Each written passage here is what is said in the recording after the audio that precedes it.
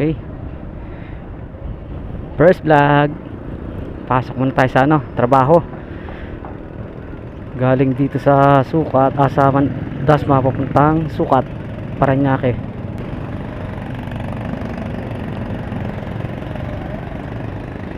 At ito na nga, on the way na tayo mga bro sa ating trabaho.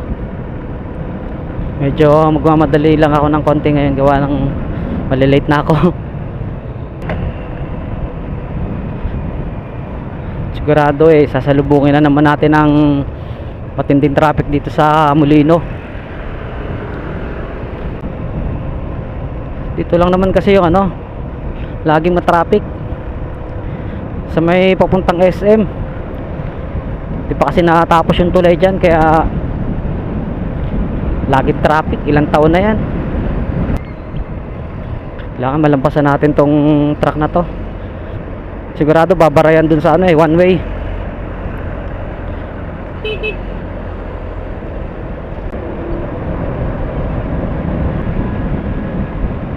Yan na nga, nakalampas na nga tayo.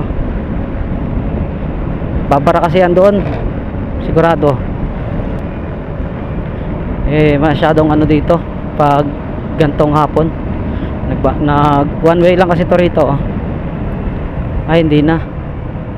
Oo nga, one way nga lang. One way lang naman talaga. Ibig sabihin na isang lang yung magagamit mo, isang kalsada lang. Siya pwede mag two way. Oras na. Kailangan medyo kahit mga makarating tayo ng hindi tayo malate ng mga 10 minutes, okay na yan. 7 kasi ang pasok. Manggagaling pa ako dito sa Dasma, but 30 kilometers din kasi ang layo niyan. Sino mo yan, traffic one way din kasi yan, ginagawa din kasi ang kalsada na yan dyan. Ito yung kalsada na kahit hindi sira, ginagawa pa rin. Natatawa ka na nga lang. Ang ganda-ganda pa ng kalsada, sinisira na, hindi naman sira. Ewan ko pa sa kanila bakit yun ang trip nilang ginagawa. Ang ganda-ganda pa ng kalsada, hindi naman lubak-lubak, ang kinis-kinis pa. Magugulat ka na lang isang araw, binubutas na ng bako, tapos na yung ginigiba na. Yung hindi natin malaman kung may expiration din ba ang kalsada kasi kahit ang ganda pa naman yung part doon na yung sinisira na yun ng sisimento na yon. Ang ganda pa ng part ng kalsada ron, halos walang kasira-sira. Kaka-espalto nga lang nung nakaraan, nagulat na lang ako pag isang araw pagdaan ko ginigiban. Kaya tuloy naisip ko, sabi ko siguro sa sarili ko, nag-expire na siguro yung kalsada na yon. Kasi sinisira na, nag-expired na yung yung konkreto. Siguro ganun talaga. Mga palaan dito na mga pala, malapit na ako lumabas ng Dasma, ng Welcome Dasma. Pasok na ako sa sa Molino. Sigurado yung dyan, puro traffic. Parang nagsisimula na nga dito yung traffic Tanong ko na nga, lagi pa namang dito, lagi traffic, hapon, umaga, gabi. Lalo sa gabi, sobrang haba ng traffic, grabe. Ito na nga, magsisimula na ang ating kalbaryo sa kalsada. Ito yung bagong gawang pure gold dito sa Molino. Malaking din yan sa mga tao, malaking bagay din yan sa mga tao na magkaroon ng ganyan yun, na may malapit silang mapupuntahan na grocery tsaka mga pamilihan. At ito na nga ang sinasabi ko, traffic. Ay nako, walang katapusan na traffic dito sa Molino. Paano mga bro, i-update ko na lang kayo pag nalampasan na natin tong traffic na to. Wala talaga grabe talaga traffic dito. Pa naman to, hanggang dun to sa may intersection, crossing Daang Hari. Pero hindi na ako abot doon kasi liliko na ako dito sa kakanan na ako dyan banda sa may Somo. Nakalusot na ako sa traffic. Andito na ako ngayon papuntang Daang Hari. Dito na ako nag-way sa may papuntang Somo, ang ibig sabihin ng ano, Somo, pagkakalam ko na ito, South Molino eh. Kasi meron ding ano diyan sa may ano, papuntang St. Dominic, meron diyan ano, Nomo naman yun, Nomo. North Molino siguro tawag mga. Ito yung sinasabi kong ano, Somo. Parang night market na siya ay, ewan ko lang, hindi pa kasi ako nakapasok diyan. Pero pagkakalam ko diyan ano eh, parang night market. May mga banda siguro, may gano'n, may mga banda, kainan. Pero mas marami diyan kainan, pagkakalam ko. Ay maraming tao diyan pag Sabado tsaka Biyernes. Yan oh. Kita nyo. Medyo magmamadali na tayo, napapakwento ako ng ano. Late na tayo sa trabaho eh. Alas 7 kasi ang start ko sa ano, sa trabaho namin. Lang isang ano, rigger na ng ano, tower crane sa isang private company sa Sukat.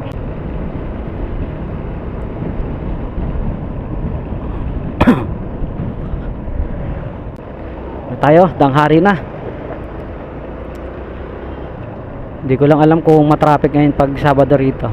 Pero pagkakalam ko medyo maluwag naman pag Sabado. Ay, Biyernes pa lang pala ngayon. Traffic pa rin pala. Akala ko Sabado na. Ano pala ngayon? Biyernes. Bukas pa pala yung Sabado. Diba yan? Yung disgrasya na hindi ko talaga malilimutan kasi naawa ko sa bata. Yung ano yun eh, Innova no, bumangga siya sa Center Island dito, tapos rumampa siya, bumaliktad noon, kasama yung ano, yung bata, may bata siyang kasama na dede pa, tapos may kasama ding ano, yaya. Kasama ang palad, wala talagang nabuhay sila sa kanila kahit isa. Yung bata tumilapon, natanggal kasi yung bubong ng ano nung Innova, natanggalan ng bubong yung Innova. Kira pa noon, bumangga pa sila sa van na nakasalubong nila. Patay yung driver. Naipit sa harapan, napitpit. Pero ano na rin naman 'yon, medyo matagal-tagal na rin naman na nangyari 'yon. Linggo nangyari 'yon, linggo ng hapon. Mula ng ano na 'yon, disgrasya. Hindi siguro kabisado nung driver ng Innova yung kalsada road. Meron doon part na na malalim yung lubak. Sa may mismong kurbada niya, mga nakakita. Ang bilis daw ng takbo ng Innova na 'yon pa kurbada. Kaya siguro hindi napansin yung yung lubak doon na malalim. Kaya minsan talaga ang hirap din talaga magpatakbo ng matulin lalo't hindi mo kabisado ang yung isang daan, yung kalsada na dinadaanan mo. Sa mabubulaga ka na lang, may lubak na pala. Ito na ako. Ayan MCX papunta na expressway. Nagpapatuloy ng hindi ako nagpapatuloy ng pagpapatakbo. Tama lang yung mga 60 kahit late na ako. 60 yan, 70 pinakamabilis ko na ngayon eh. Pag mga talagang kailangan ko talaga magmadali, mga papalo lang ako ng mga 75, 80 yan. Ayos na sa akin yan, tuloy na yun, nalulula na nga ako. Ayaw kasing magpatakbo ng masyado matuloy. Maganda kasi yung takbo ng motor mo, kayang kung sakasakali na biglaan kayang mong pahintuin, hindi ka babangga. Dapat magpatakbo ka ng motor sa paraan na kaya mong makontrol o pahintuin sa oras ng kagibitan, mga bulaga na aksidente. Sa tagal ko na kasing nagmumotor, talagang danas ko na yan. Ilang beses na akong muntik ma-aksidente sa kalsada. 2008 ako nagkaroon ng lisensya. Pero 2005 nagmumotor na ako niyan. Wala nga lang ako lisensya. Kamuti pa ako noon. Ako nagdadala ng motor sa sa labas ng sa matulad ng mga highway. Yung lang sa loob lang ng lugar namin, doon lang ako. Doon paikot-ikot, payabang-yabang sa mga kilala na marunong ako magmotor. Alam mo naman tayo nung magsisimula pa lang matuto magmotor. Ipong talaga nga namang lahat ng mga kaibigan mo gusto mong daanan, ipakita mo lang na nakamotor ka na marunong ka magmaneho Naalala ko yung mga panahon na yun, napakasarap bumalik sa nakaraan. Kaya yung mga panahon na yun, sinulit ko talaga dapat to yun. Hindi ko kasi masyado na focus ako masyado sa trabaho na kasi ako nung dati.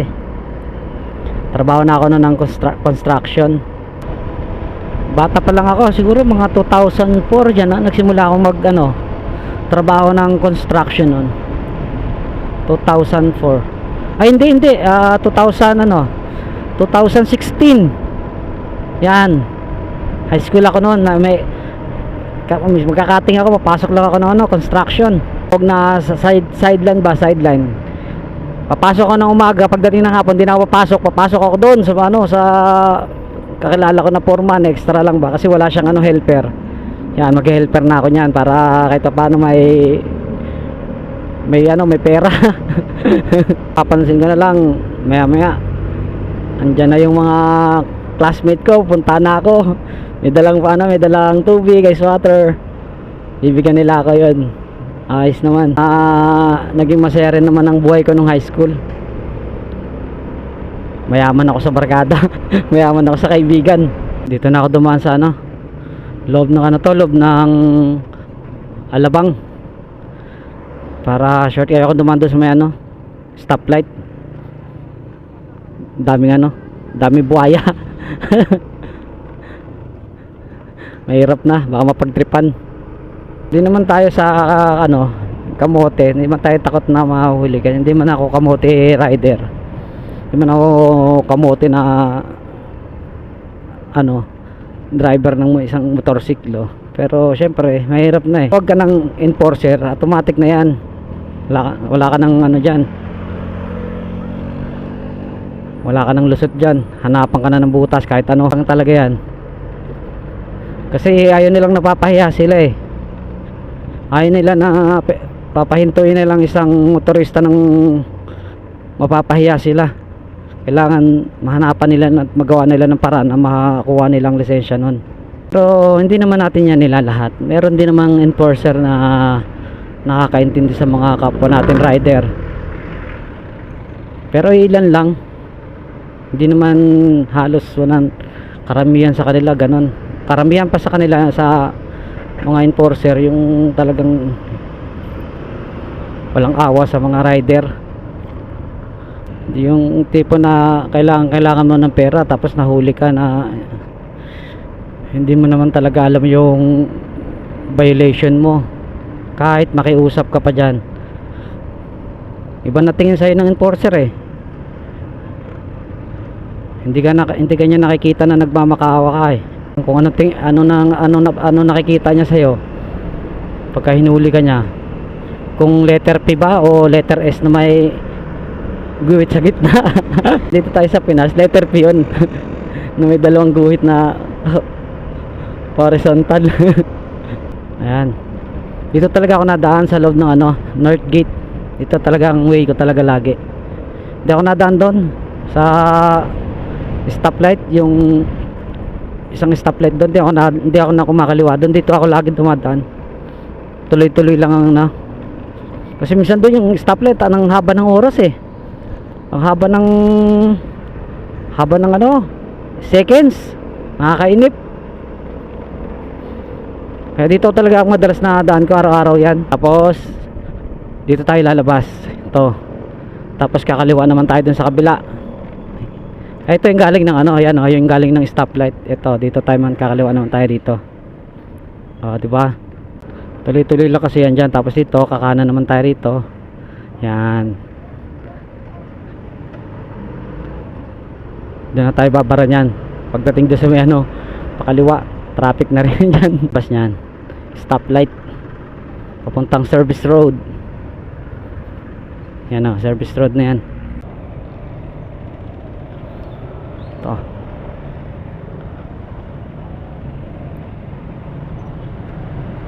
tayo, service road. Dito talaga ang way ko. Kasi kung doon ako sa kabila dadaan malayo. Kaya dito talaga ang way natin. Di traffic. Mahirap kasi pag traffic eh. Sana hindi traffic ngayon doon sa intersection. Pero parang tingin ka naman tuloy-tuloy naman yung tuloy-tuloy naman yung taloy. Sana lang talaga di traffic ngayon. Okay naman yung taloy ng tuloy-tuloy naman, kaya lang may part na ano pa rin yung sasakyan, dikit-dikit pa rin, makakalabas pa rin naman. Lapit na ako makarating ng intersection. Ayun oh, lapit na. Ganda naman, okay naman yung ano, yun naman yung wala din man siya matraffic. Ito yung bagong daw gawang Walter Mart dito sa papuntang Sukat, sa may intersection sa may service road. Yun lang, medyo traffic dito. Ang ganda na to sa ano, sa intersection. Maliwa na nga tayo rito papuntang Sukat sa intersection. Sinalubong na naman tayo ng grabing traffic. Late pa lalo. Grabing traffic talaga. Hanggang saan kaya to? Ganto talaga rito eh. Minsan hanggang doon to sa trabaho namin, tong traffic na to.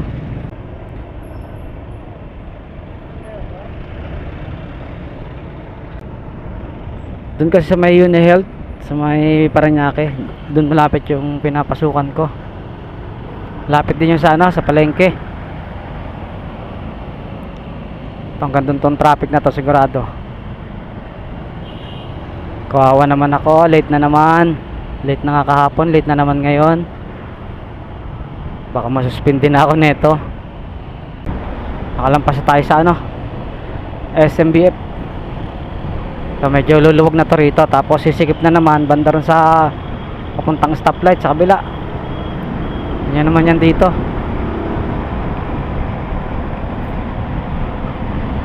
Ayan, dyan magsisimula na naman yung traffic na yan oh. Dito yung ano eh, nasunog dati. Nakaraan buwan. Sa may Port State banda. Ewan ko Port State ba tawag dito sa ano na to, lugar na to. Sunog to eh. Tapos yung kabilang footbridge doon naman, yung binangga ng container van. Bumagsak nga yung ano, footbridge. Tumama kasi sa taas ng container. At yan nga, medyo maluwag na naman. Sigurado sisikip na naman to papunta ron sa may stoplight. Traffic na naman yan dyan. Dami kasing ano dyan, intersection kasi yon. Ayun yung crane namin oh, dalawa. Diyan malapit na ako. Kaya lang yung oras wala na, late na naman ako. Paano mga bro, dito ko natatapusin tong walang kwentang video na to. Pasensya na kayo, first time ko palang itong mag vlog. Tapusin na natin. Okay, next time, salamat. Thank you for watching mga bro. Next time uli, next vlog na walang kwenta uli.